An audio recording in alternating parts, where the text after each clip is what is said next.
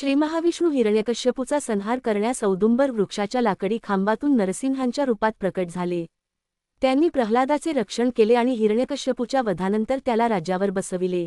काही कालानंतर दुभंगलेल्या त्या खांबाला पालवी फुटू लागली आणि पुढे त्याचेच औदुंबराच्या वृक्षात रूपांतर झाले. प्रल्हाद विस्मित होऊन त्या औदुंबराच्या वृक्षाची पूजा करू लागला. प्रल्हादाला एकदा औदुंबराच्या झाडाखाली ध्यानस्थ अवस्थेत बसलेल्या दत्तात्रेयांनी दर्शन दिले व ज्ञानबोध केला. प्रल्हादास द्वैत सिद्धांताविषयी आसक्ती असल्याचे जाणून घेऊन श्री दत्तप्रभूंनी कलियुगात यतिवेश धारण करून दीनजनांचा उद्धार करशील असा आशीर्वाद दिला होता. परमपवित्र अशा औदुंबर वृक्षाने मनुष्याकृती धारण करून श्रीदत्तांच्या चरणकमलावर होऊन मला सुद्धा वर द्या अशी प्रार्थना केली. तेव्हा श्रीदत्तात्रेय म्हणाले, प्रत्येक औदुंबर वृक्षाच्या मुळाशी मी सूक्ष्म रूपात राहीन.